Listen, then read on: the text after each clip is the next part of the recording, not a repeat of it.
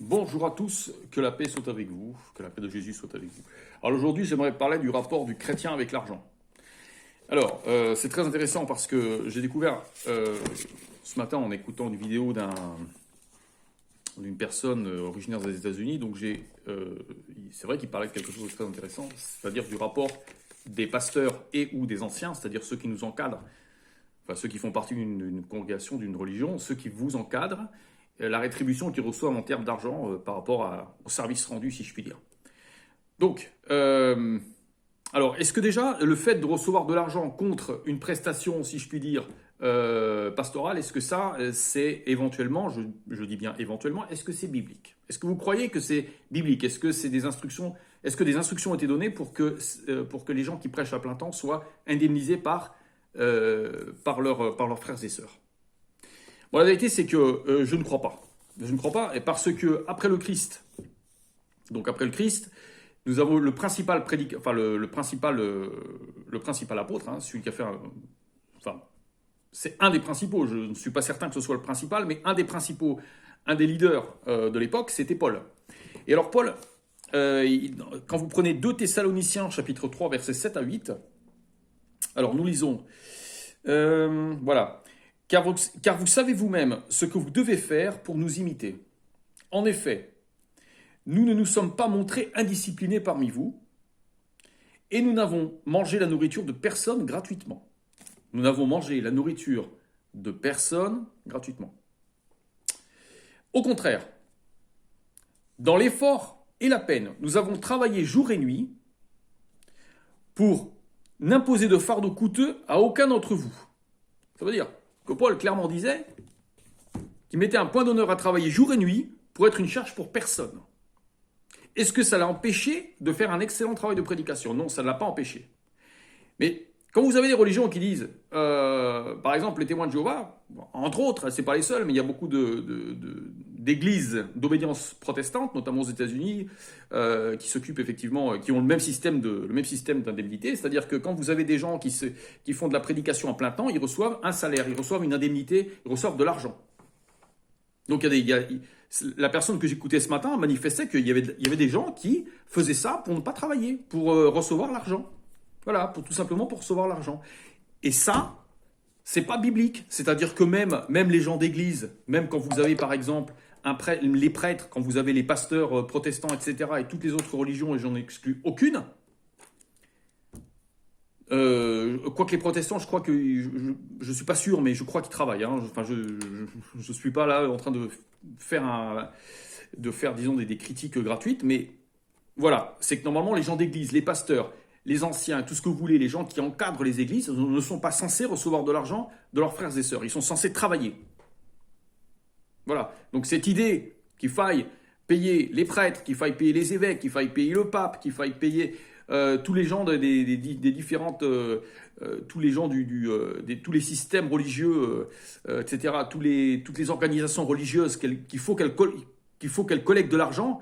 Bon, c'est vrai qu'il faut donner de l'argent. C'est vrai qu'autant des apôtres, les frères et sœurs donnaient tous leurs biens, vendaient tous leurs biens, et l'argent était centralisé effectivement pour l'organisation. Bon, je dis pas que c'est pas nécessaire, mais je pense entre participer au fonctionnement et indemniser des gens financièrement pour ce qu'ils font pour l'Église ou pour les autres, pour leurs frères et sœurs spirituels, je pense que ça ne sied pas. Ça ne sied pas.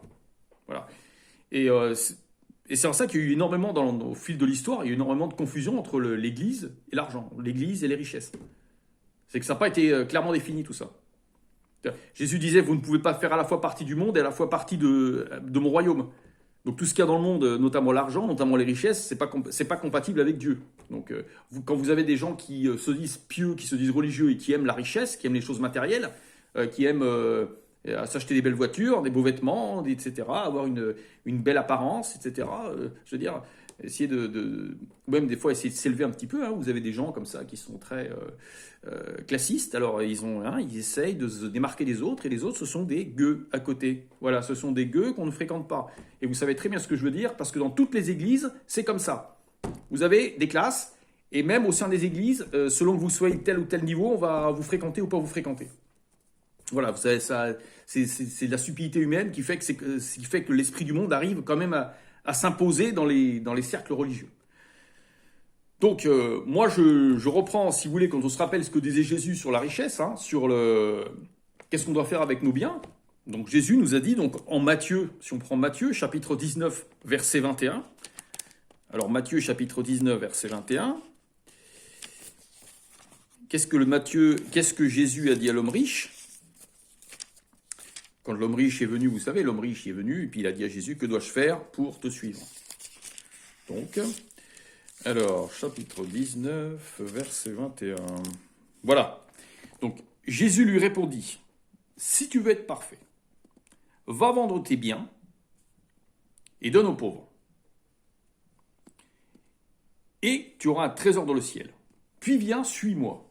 Alors qu'est-ce qu'on peut dire? Jésus disait pas Jésus disait vends tes biens. Bon, moi, ce que je pense, à mon humble avis, c'est mon avis, hein, je ne suis pas en train de vous dire que c'est la vérité, hein, mais ce que je pense à mon humble avis, c'est que Jésus voulait dire à l'homme riche, vends tout ce qui est ton surplus, toutes tes propriétés qui ne sont pas vitales, qui ne sont pas nécessaires, qui sont superflues. Quand on parle de biens, c'est des choses qu'on a à part, qui sont pas c'est pas forcément des choses qui sont nécessaires à votre vie, mais c'est des biens qu'on accumule parce qu'on accumule. Voilà. C'est comme ça, c'est l'esprit du monde, quoi. Et donc il y a des gens qui ne comprennent pas ça. Il y a des gens qui ne comprennent pas que s'ils choisissent de suivre le Christ, ils doivent avoir une vie sobre. Et qu'au lieu de s'acheter des choses inutiles, il faut donner aux pauvres. C'est-à-dire au lieu de se dire, ah, je vais aller acheter un nouveau écran plasma, par exemple, ah ben, ma télé ne marche encore, mais je vais quand même vouloir acheter un nouvel écran plasma. Eh bien, au lieu de dépenser 250 € dans cette télévision, je vais la donner donc à une organisation caritative. Je vais donc aider les pauvres, aider les gens qui n'ont rien à manger.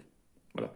Donc ça coule pas de sauce pour tout le monde. Quand ces réflexions-là, si vous les faites, ça va pas plaire, parce qu'on va dire, non, c'est pas vrai, oui, mais quand même, il faut quand même se faire plaisir, etc. Je dis oui, faites-vous plaisir, faites tout ce que vous voulez. Mais dans la Bible, il est écrit, ceux qui sont amis des plaisirs ne pourront pas entrer dans la vie éternelle, dans le royaume de Dieu. Le royaume de Dieu, ça suppose qu'il faut un minimum se sacrifier, un minimum imiter le Christ. Mais il y a des gens qui ne comprennent pas, il y a des gens qui veulent bien se dire chrétiens, mais qui ne veulent pas imiter le Christ. Donc, bonne foi ou pas bonne foi? Voilà, je vous laisse l'inquiétude. Soyez abondamment bénis au nom de Jésus, et surtout, bon cheminement spirituel à toutes et à tous. Je vous aime et je vous dis au revoir.